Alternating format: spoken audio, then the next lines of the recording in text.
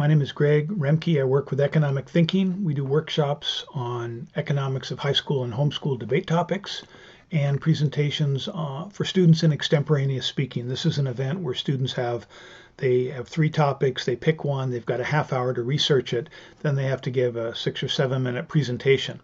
So the case I make is understanding economics is valuable for a whole range of topics, and I would include in that the topic of the coronavirus pandemic and the way economies are responding. Of course, epidemiology and science are critically important, but economics matters as well. So I have more posts on these topics at our Facebook Economic Thinking page. We have some videos that are related to past topics on public health. We had a topic on public health aid to Africa, which involved, malaria and various other diseases. There was also a UIL, a Lincoln Douglas value topic on individual sovereignty versus mandatory testing and other topics as well. So I have some other videos for those that are interested. And again, I do workshops in the US, also internationally, for World Schools Debate. We had a program in Romania last year, one in now North Macedonia a few years earlier. So we are living in pandemic times. As of the 22nd of March, 340,000 confirmed infected. Hospitals are overwhelmed in many countries, nearly 15,000 deaths. Recoveries are increasing as well. Of course, China is having just a handful of new infections each year, and far more people are recovering, so they're past the pandemic side. But they were able to slow the coronavirus through a massive lockdown, forcing people to stay home, the sort of authoritarian steps that are hard to carry out in other countries. There's a disruption to the economies. Of course, the China economy had to shut down for some weeks and is still, gradually coming back. Much of Europe and the US has shut down much of our economy. But interestingly, not in Taiwan, Singapore, South Korea, or Hong Kong, what development economists call the 4 tigers of Asian, the 4 Asian tigers. So these are countries that, through their very strong market policies, grew rapidly from poverty in the 1960s to prosperity by the 1990s, and far more prosperity now. Their response to the coronavirus epidemic was different, partly because they were influenced by the SARS epidemic of 2003. South Korea, they changed their regulations to allow private firms to develop tests much more rapidly without waiting for centralized bureaucratic approval. So when people started flying into South Korea from China, they ramped up their testing. They had some setbacks with a small church that has a widespread infection rate. But basically, South Korea tests everybody. Anybody who's infected, they go back and test every contact. They check temperatures. They check everyone flying in.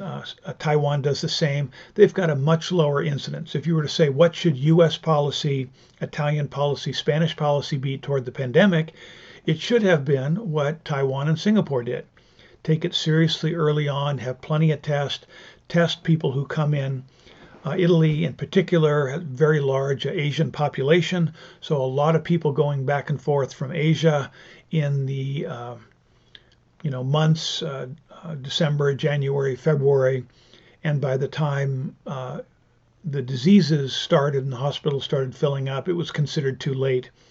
And the same is the case in the U.S. We didn't do the testing here. But testing widely for the virus, isolating those infected, keeps infection rates low. So we have divergent opinions in the US. So some say, well, it's too late now to do this testing. We just have to mandate everyone stay home, shut down all businesses, shut down the economy for a month or two, and let the virus dissipate. Dramatic harm to the economy, but the argument is, what else could you do? Critics say, well, we can do a lot now. Finally, we have tests. The CDC, the Center for Disease Control, blocked tests in the U.S. as they tried to maintain their monopoly, so they wouldn't let tests in other countries come into the U.S. They wouldn't let university and private labs develop tests in the U.S. And then it turned out the CDC test didn't work properly. So this is pandemic you can blame on the communist Chinese government that suppressed news of the virus that came out in December. You could blame the World Health Organization. They got alerts from Taiwan, who got the news from doctors in China of the pandemic. World Health Organization refused to report that information to members because Taiwan's not a member, because China doesn't allow Taiwan to be a member. So you've got the Chinese Communist government that was harassing and arresting and people who reported the virus. So 3 weeks lost, it would have reduced the pandemic some 95%. You have the World Health Organization not declaring it a pandemic or even acknowledging the information for weeks and weeks until it was too late. And then you have the United States government, the CDC, that blocked testing, federal regulations that slowed development of other sources of ventilators and masks and antibiotic or antiseptic washes and all sorts of things. Critics blame President Trump for being too cavalier, but of course he's responding to advice that he gets from the CDC, which would have believed in December that they had their own tests, and once they got it ready, it would be great. It was a big mess. So plenty of blame to go around, but it shouldn't have happened. If we look at what we should have done, we can look at the success examples of countries that have handled this better than the U.S. And you can find more about this online. Here's the Washington Post on CDC tests stalled for 6 weeks. The lady in Washington State, a lab out here, just finally disobeyed the CDC to confirm the coronavirus in Washington where it broke out. They had that information, but they couldn't do the test because they couldn't get CDC approval. Delays at tests set everything back. So why is it so delayed? So a bunch of different articles online. And you could say, well, look, this is the blame game looking backwards. Well, it's also looking forwards. Have they changed these laws? If the next, a bird flu pandemic or something else comes from China today, will labs be able to test for it? Or will they still have to go back to the CDC and ask for permission?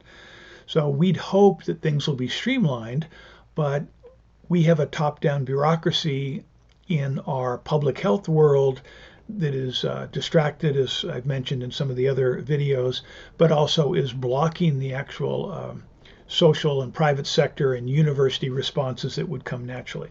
So that's one part of the story. Let's look forward to post-pandemic times when things get better. This pandemic's going to pass. The economy's going to recover. It's going to take a huge hit. Companies will be bankrupted. Government will go further in debt trying to bail things out. There'll be political battles, and Republicans blame Democrats. Democrats blame Republicans. But what are the policies from the economic standpoint are best to respond to the pandemic now and then to restart the economy? You could start with a practical step of time travel.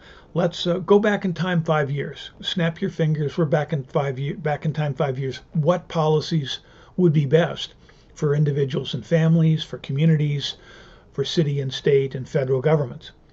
On the family side, of course, if we knew then, we'd stock up on toilet paper and masks and gloves and other necessities and enough food to last 6 months.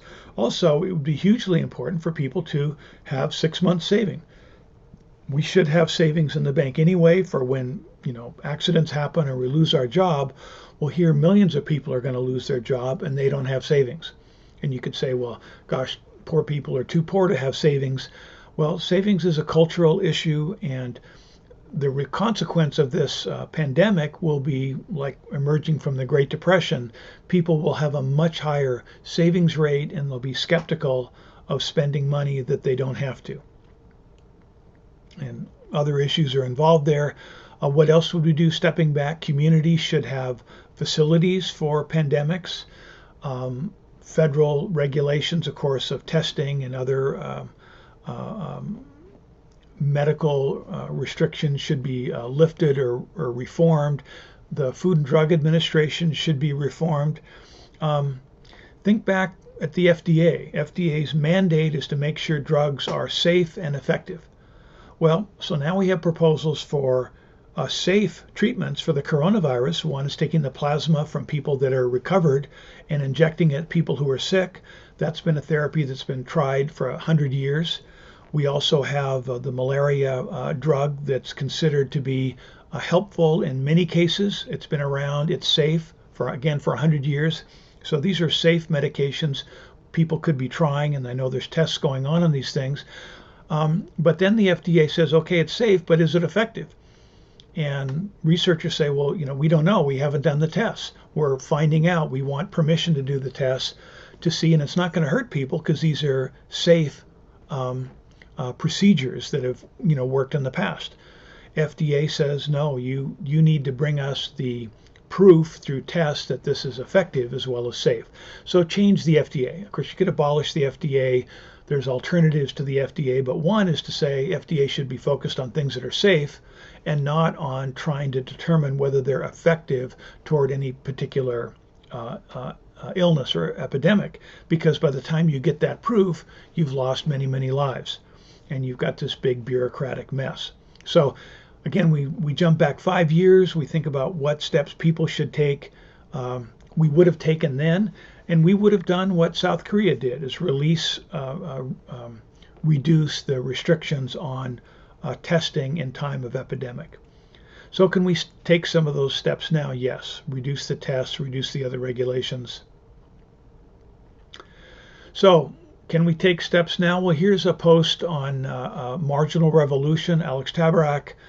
The link's at the bottom, and I'll have the overheads posted in the comments, and you can click on the link if you want to.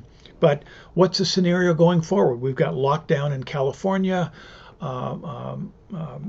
lockdowns in Illinois, New York, and other areas. Maybe we'll have a national lockdown, but instead we could just test and trace. So anybody that takes a test the coronavirus test, and isn't infected should be able to get out of their house. If Tesla wants to start work again, they can test their employees and let them go back to work. They can test them regularly. You test your temperature every day to make sure people are safe. We should be checking temperature with everyone who gets on a bus or goes into restaurants that are still open, as they do in China, Shanghai, other cities, Taiwan. So just today, or this week, we've had in mid-March, March 22nd, we've had many labs finally got approval from the FDA to make tests. They're producing thousands of tests. There's drive-through tests that are opening up. Within the next week, we should have millions. People should be able to get tested and go back to work. So that's maybe a better approach than the complete lockdown. Again, that's debatable, but that's an argument you could make. That's the argument they make here and in other, of course, posts that are online. So that's the end of my just sort of beginning of this. The rest of the presentation is on overall global and domestic issues for Extemporaneous Speaking. These were just notes on pandemics. But again, after the 2004 SARS epidemic, South Korea reduced regulations that slowed development of new tests. U.S. should do the same. And you could say, well, gosh, what if the tests don't work? Well, some of them maybe don't work. They're going to try and figure out which tests work.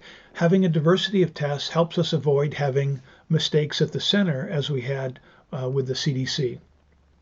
And then, also important, let people try therapies. There's a lab here in Seattle just earlier this week that said they've got a new therapy they think's effective. They've got funding for it. They're just waiting for the FDA to give them an okay to test it. They didn't okay from the FDA to test it. So the FDA's got staff. They're probably looking at a lot of different proposals to do tests. There's tests from the south of France. There's tests in Australia. There's a lot of people proposing tests. But in the U.S., where we've got the most advanced researchers in the world, you can't do the tests unless you get FDA approval. The argument is we could change those policies. I've had posts on the Economic Thinking Facebook page about how the World Health Organization contributed to the problem. There's a whole bunch of private companies in this entrepreneurs network developing alternatives and ways to test and therapeutics for the coronavirus. Sunnyvale Company gets approval for rapid tests. Again, it's great that the FDA is speeding up approval, but the whole problem with this virus is caused not just by the virus, but again by the Chinese Communist government that clamped down on freedom of information, doctors communicating reality as they saw it on the ground in the hospitals in Wuhan, China.